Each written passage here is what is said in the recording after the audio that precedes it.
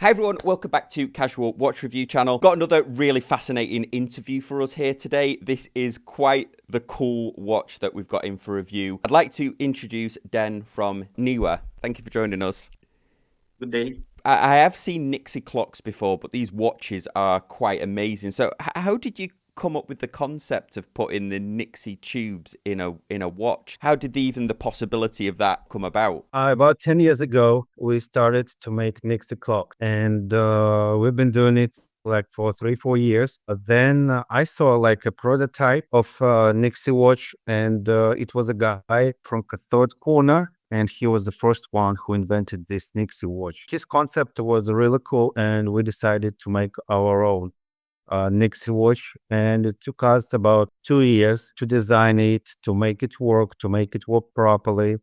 And so after that, we started making Nixie watches. Den, is your background in watchmaking, or how did you get started? Well, most of Nixie tubes they comes from former USSR, and I was dealing with it. I was selling it for some time, and then most of my customers wrote to me, "Can you do a Nixie clock for me? Can you do Nixie clock for me?" And then I started searching it, and I was really good in electronics, so I designed it and started doing Nixie clocks. So you didn't come from like a sort of traditional watchmaking background. You came from the technology side. Electronic, yes, yes, and no background of watchmaking. Just for anybody that's not familiar with the technology of what a Nixie tube was, it's a technology that around the 1950s where it was commercially used, and they're essentially vacuum tubes with an anode, and then the letters are the cathodes. Early way that we would use LEDs or something before they were invented. This technology comes from 1950s. It works like this: that there is 11, 12 pins under the tube, and when the voltage goes to a particular pin, then the particular number lights up inside this tube. Then this technology came, replaced it 15, 20 years ago. People noticed that this warm shine of these Nixie tubes, this Nixie light is very close to people, and they really like it. You cannot find anything anywhere else these lights of Nixie tubes, and that's why it's so popular right now. Are all Nixie tubes that are available, have they already been manufactured, or are there people making new ones? How do you find them? No people making it right now, and the last production was 1990, 1991 probably. It was a really good, big factory in Ukraine. A lot of Nixie tubes in warehouses in stock for some factories which were doing some stuff with these Nixie tubes, and they stopped doing it.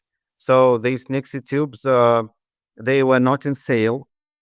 They were not in production like for I think like 35 years already. We started searching it. We start buying it from private persons. Right now, it's almost impossible to buy it. Maybe someone is selling still on eBay, but it's a little number of it. And right now, nobody is doing it because it's handmade technology.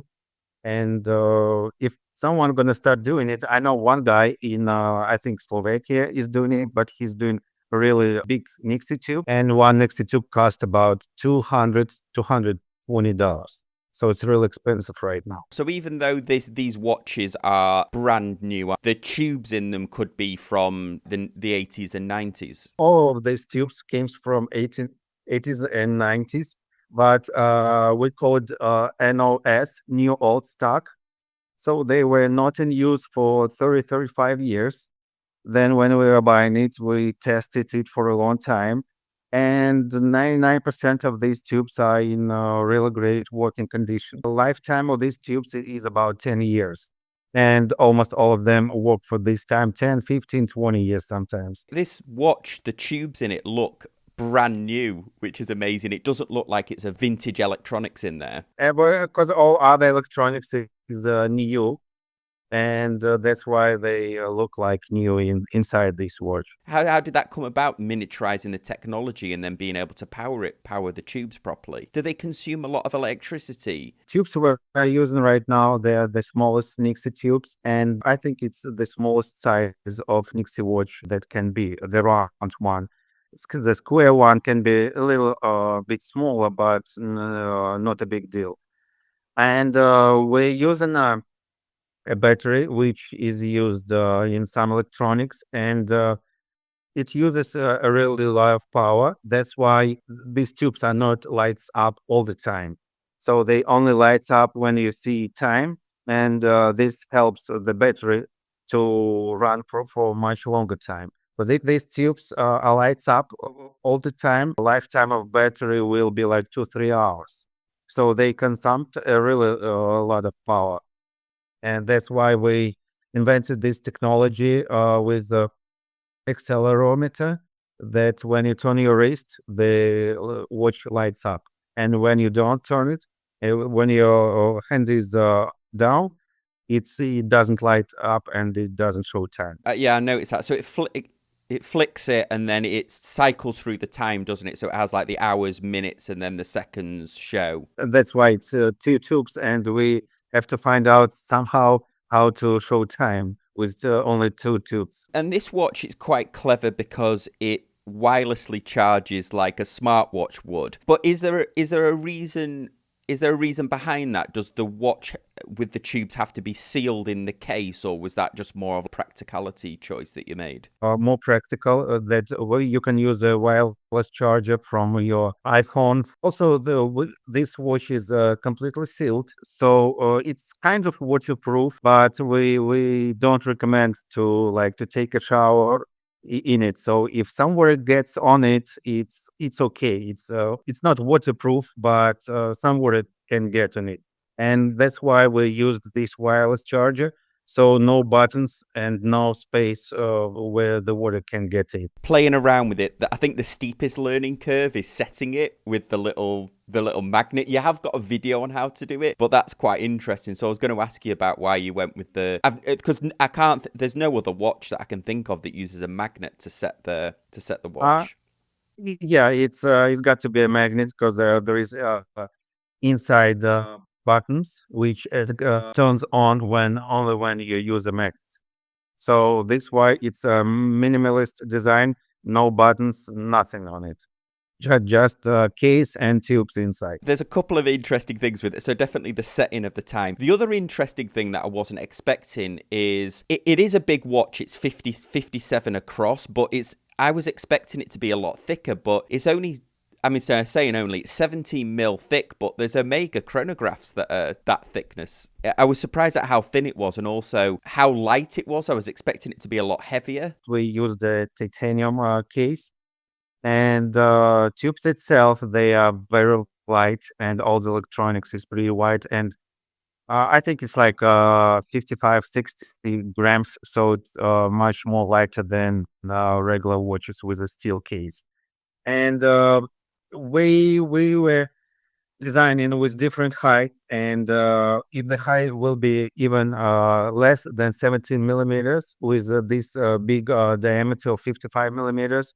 Right now it looks organic, I think, and it doesn't look very wide because the height is pretty high. Even though it's sort of 57 round, it's got almost hidden lugs because the strap sort of recesses into the case, so even though it's a huge watch, it does wear quite well, and I found it to be quite light on the wrist. The other thing as well, which I think is made me smile about this watch, is it's so distinctive looking that I imagine the people that are drawn to this watch, when they get it, they really love them. So you must have some interesting customer reactions to it. Yeah, this watch, it attracts much more attention as as our customers right start that it attracts everybody's attention. First of all, that they never saw it before, and it's quite big, so it attracts attention by itself.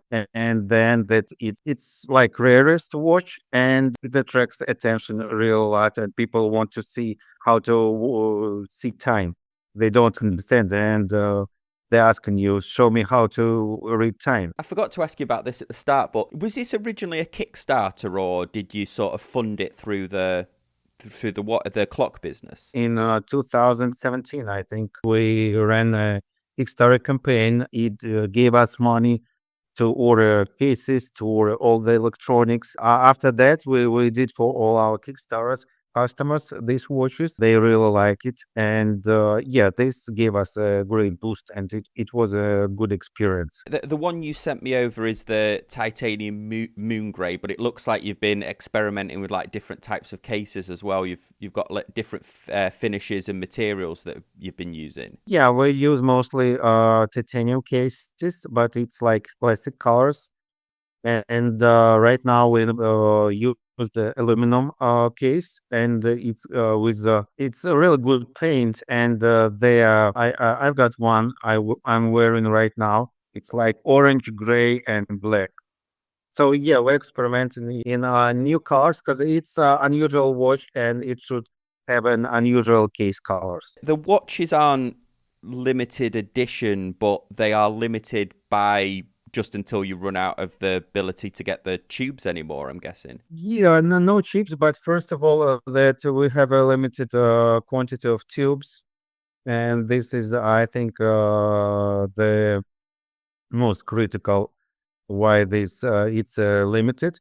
And then we order in case colors, which are limited, and we don't have it in production anymore.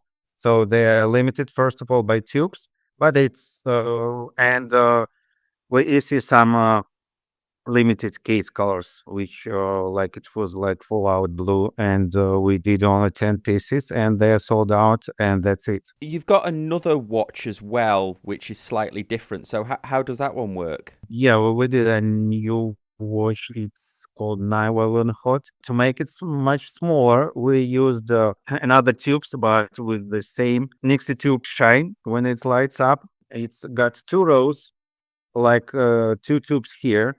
Left row shows left tube, and right row shows the right tube. And first it shows hours, then minutes, and then seconds. And by lighting particular tube, you can see the digits under this tube, and then you see time.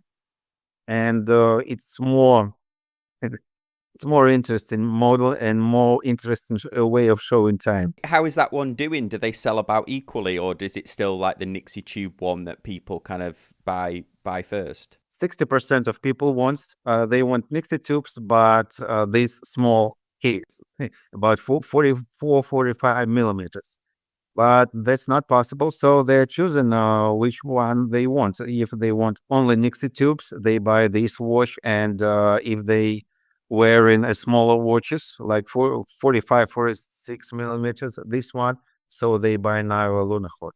If anybody's interested in these, are they only available? They're only available online, or do you have them in watch stores, or have you been going to any of the watch shows, like the trade shows? We're kind of micro brand in watch production, so we're searching for some stores to show the Nile watches, but right now it's only available on our online on our website.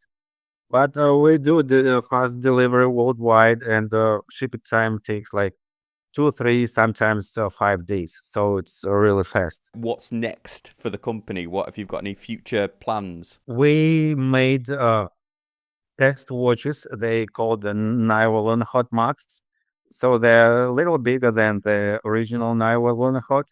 And right now we're finishing final tests for this watch because it takes about 1.5 year to do all the tests to run it properly. And I think in about 1, 2 months, first we're planning to run a Kickstarter campaign because it was a really good experience with it. And then after that, to make this model available.